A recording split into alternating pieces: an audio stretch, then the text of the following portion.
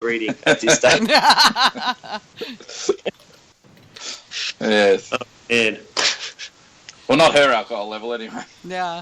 No, but while we're talking about her, it's probably a great opportunity to thank her very much because she may or may not be listening to this. She's at work, by the way. She's 9 and a bit months pregnant, like she's due to drop, and she's currently at work. So, oh my God. We couldn't be here without Nerida's hard work and her dedication to her family and her role as a matriarch and as a mother, and pulling me in line is pretty massive. It's a lot going on for her and for us at the moment. So, no, thank you, Nerida. Appreciate it. Respect. Yeah, total respect. Mm-hmm. Yeah. Having a significant other who supports your obsessions is... Yeah. Yeah, John's been putting up with mine for 20 years, so, it's every once in a while he gets that, are you making any money on this? And I'm like, yeah, actually I am, and I'm having a great time. And he's like, okay then.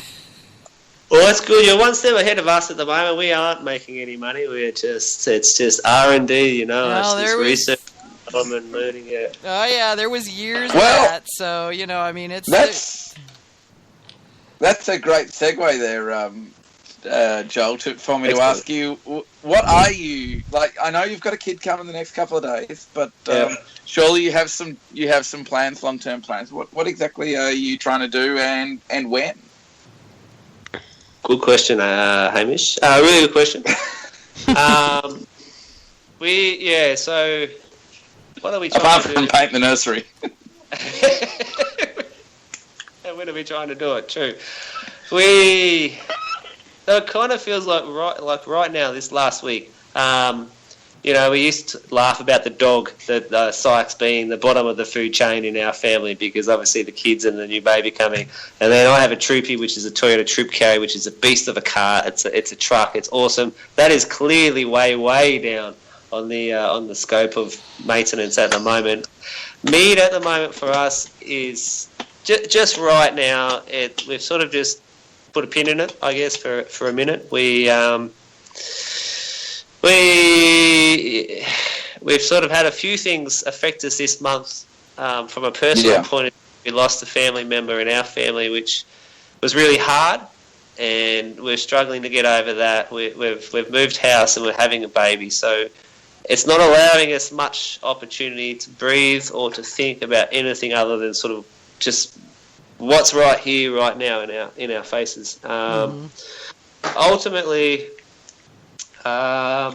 we were intending to stay at the brewery in Wollongong. We kind of felt that it wasn't going to work for us in the long run. As great as it is, and as great as the Five Barrels Brewery team are, and Phil O'Shea is, and his dad Mike, we just needed to put our company's values and our missions and what we stand for first. And so that's why we took a step back just from, running out of someone else's premises. So we were still making the mead. We were still Hunter and the Harp, two entities running under the one license. But I'm 40 years old and I want to do something for us, and I want to be our own boss, and I don't want to be dictated to. Not saying that they dictated to us, but we're in this now to create a business for us, and we're just at that point where we want to be the decision makers. So that's why we pulled out of Five Barrels, that great opportunity that was available to us. We just decided that, hey, we think we need to just do this on our own 2 feet. But right now, we've just stopped. When we get back into it, there's a place here in the Illawarra called Port Kembla. Port Kembla is a beat up town. It's got so much history. It's an old stevedore town. It's a working community. There's steelworks there. It's got a port, a shipping port. It is blue collar. It's had. I know history. It well.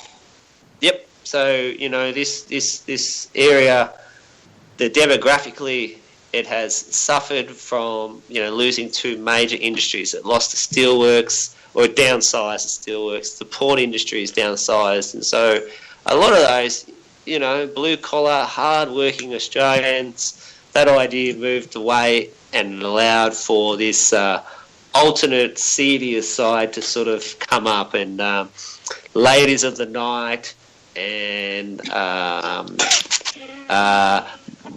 mind-altering drugs, just drugs in general, became quite prominent. Right? Exactly. These are illegal and probably, bad for your health. Really took a forefront at Port Kembla, but this area is changing, and there's a lot of artisanal and artists forming now in this street called Wentworth Street. It is literally right on the water, and a lot of photography, wedding locations and stuff. We can really see ourselves in the next year or so having a mead bar that you would come to. We want to create a destination. We're not interested in going to the Eat Street in Wollongong where the business is already at. We want to create a place that we honestly think that we will create the right market and educate and engage people to a degree where they will want to come and be a part of mead, and we will be a part of revitalising this area. And if there's no better example than looking at Sap House Meadery and what Fern's done, and he's set up, and that's where I took a lot of my mentoring from that point of view. He's in a small town that, it goes into hibernation for most of the year, comes alive a couple of months in summertime, but apart from that, it's a small town in the US.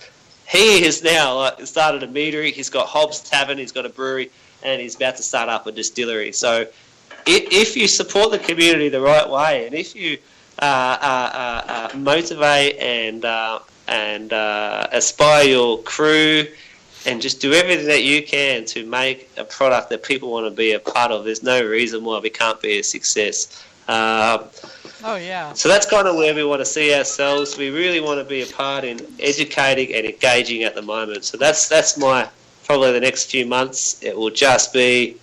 We had a call from a company this morning called Wild Rumpus, and they just do lots of small courses. We want to be a part of that. We want to raise awareness of mead, and how can we make. We coined up a term called modern Australian made meads. So that's mead that uses modern technology, uses a lot of that science, and reflects our country, and results in a product that's really delicious, and it's reinvigorating that idea of what a craft alcohol industry can be. So that's us, Hamish. That's what we would like to achieve in the next few months. We haven't entered any competitions at all, and we feel really bad about that. We want to support.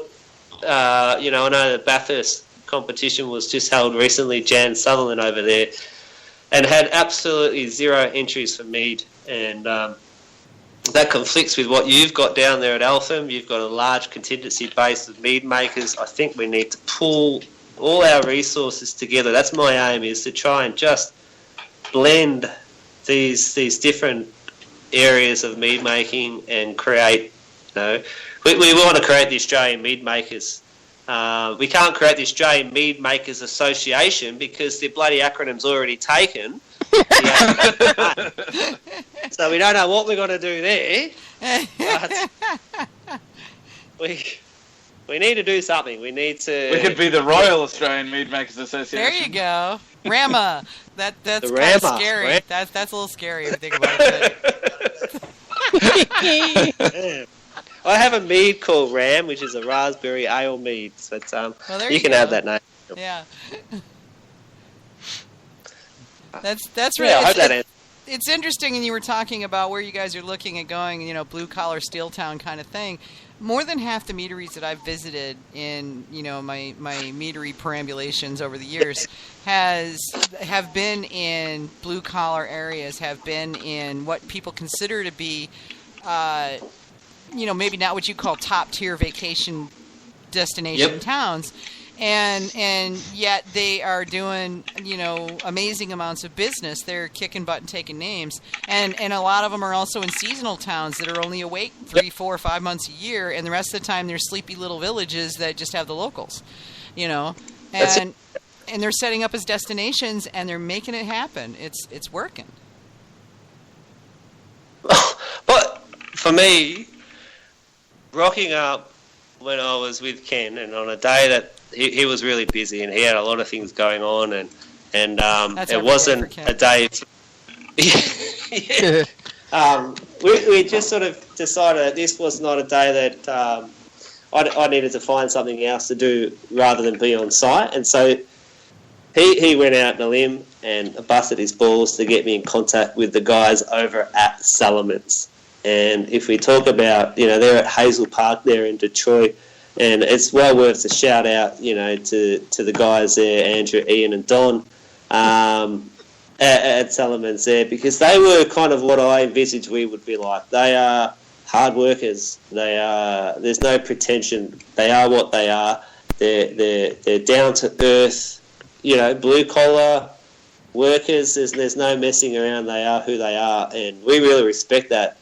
And you look at who Salaman's are now and what they're doing, and the support that they've got from a location that would have been purely, like beer drinkers and whiskey drinkers and stuff like that. Those guys are killing it, man. Salaman's are absolutely killing it. And those are the kind of people, regular folks. I come from a blue-collar factory town. That's where I grew up. And the town I live closest to was a summer resort town, so nothing all year except summertime, 3 months out of the year. Or if you ask a Northern Michigander, that would be a Tuesday in July. But and then the next town over where we had to go get groceries because there was no grocery store in the little resort town, it's too small, was a factory town. So there was a half dozen. My daddy worked at a factory there, and all of my cousins and aunts and uncles and everybody all worked at factories there. And and that was it ended up being a destination town because they developed their own voice. They developed their own story. It had history. And and so people came for that. So we get these city folks from Detroit and Ann Arbor and Grand Rapids and whatnot coming upstate, because I grew up in northwestern Michigan, up near the top of the Mitten. And that was what they developed, was that. There was historic River Street, which we never thought of it as historic. It was the main drag. That was where we went cruising in our cars after we went to the movies, But, up and down the street all night long, But people would come from all over the state and even from other states to come to historic River Street because it went all the way back to Victorian days. And they restored the buildings. And so there was pubs and there was restaurants, and none of them were trendy or cool. They had good food at decent prices, and it was comfortable. It was comfortable to go there and easy to go there. Yep. Yeah. I think that it's so important that not only do we or anyone create a product that people enjoy. And that's only part of it. But if you can make someone feel comfortable, make them feel at home, and make them feel welcome when you go to their location, that's the other half of it. That's so important. If I could get the best coffee down the road, but if I'm going to get shit out service and the guy's an arsehole, I'm not going to go. Doesn't matter. Go back. Yeah. 100%. If we can create a location where it is. Half of the hard work is making quality mead. The other half of the hard work is making people feel welcome, making them feel like they would like to return, and giving them a quality of service that they can't find anywhere else. That's it, and it doesn't matter for us. As you know, we're named after our family, Hunter and the Harp. For us, if you walk through that door, we have the strangers are just friends you haven't met yet, Like, if you walk in that door, on the outside of the street, you're a stranger. You obviously have this idea about mead. You're coming through our doors. You are part of the family. And it doesn't matter what your political views are, what your sexual preferences are, anything like that, how old you are, what footy team you believe in, or anything like that, who you voted for in the presidential campaign. It doesn't matter. If you're interested in mead, you are part of the family, and we will do our utmost to make you feel like you are part of the family, because we want you to come back every single time. And you just said that, being welcomed into a location is, if not more important than the quality of the product that you get out of that location. Yeah, it doesn't have to be fancy. It just has to be fun and comfortable. I ate in so many different places when I traveled around England, And there were some places that had fantastic food that were really snooty and